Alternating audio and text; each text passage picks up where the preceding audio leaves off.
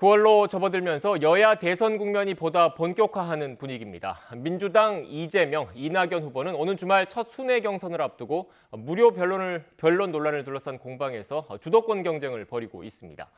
국민의힘은 경선 여론조사에서 역선택 방지 조항 삽입 여부를 놓고 각 후보 간 신경전이 치열해지고 있습니다. 취재기자 연결해서 보다 자세한 내용 알아보겠습니다. 황혜경 기자. 네, 국회입니다.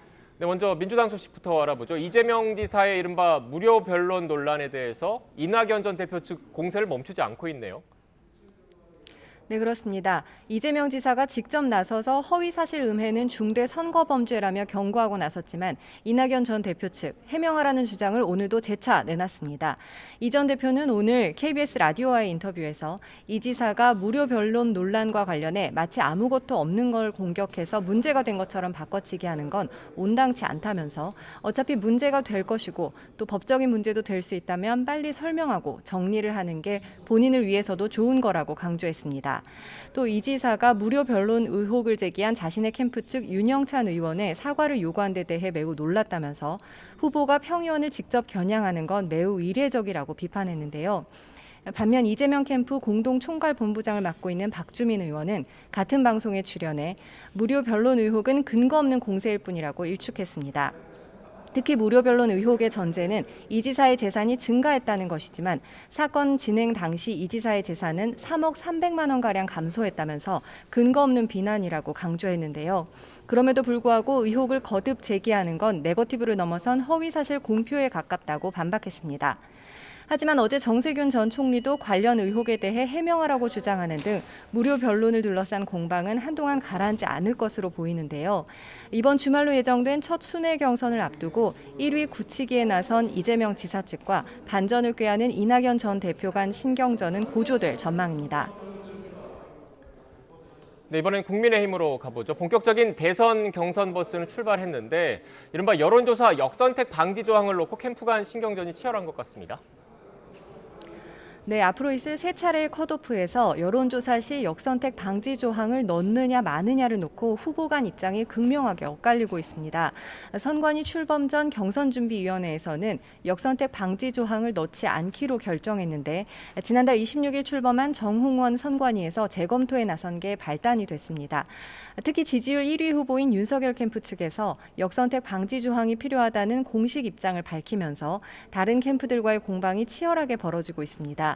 먼저 윤석열 캠프의 윤희석 대변인은 확장성을 위해 역선택 방지 조항을 빼자는 건 논리의 비약이라면서 애초에 우리 후보를 뽑지도 않을 사람에게 우리 당 후보 중에 누가 제일 좋으냐고 묻는 건 억지라고 주장했습니다.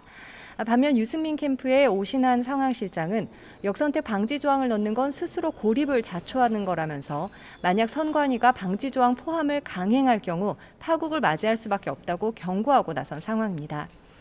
논란에 대해 이준석 대표는 YTN 라디오에서 역선택 방지 조항을 배제한 경선준비위원회의 안을 최고위에서 추인한 건 사실이지만 선관위에 수정 권한이 있는 것도 맞는 말이라면서 정홍원 위원장에 힘을 실었는데요.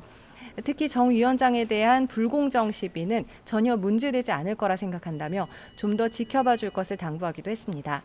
선관위는 오늘 여론조사 전문가들을 불러 역선택 방지 조항에 대한 의견을 취합할 예정인 가운데 극과 극으로 나뉜 후보들 간의 입장을 담아낼 방안이 마련될 수 있을지 관심입니다. 네, 언론중재법 개정안 추가 논의를 위해서 출범한 여야 협의체. 시작부터 진통을 앓고 있다면서요?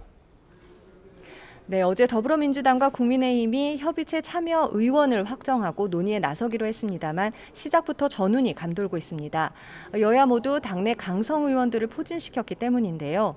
민주당의 경우 대표적인 친문 강경파로 분류되는 법사위 소속의 김용민 의원과 김종민 의원이 선임돼 국민의힘 측에서 반발하고 있습니다.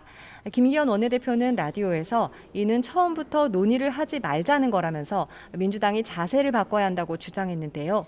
민주당에서도 추석 연휴 등을 빼면 합의한 27일까지 얼마 남지도 않았는데 국민의힘에서 최형두, 전주혜 의원 등 강경파를 선임했다면서 합의안 도출이 쉽지 않겠다고 우려하고 있습니다. 게다가 지난 여야 합의문에 대해서도 민주당은 27일에는 어떤 식으로든 처리한다는 의미라며 처리에 방점을 두고, 국민의힘은 합의안이 마련된다는 전제가 깔린 거라며 해석상에서도 차이를 보이고 있는데요. 이번 주 여야는 전문가 선임을 마무리하고 다음 주 첫 회의를 시작한다는 계획인 가운데 접점을 찾는 일이 순탄치는 않을 전망입니다. 지금까지 국회에서 YTN 황혜경입니다.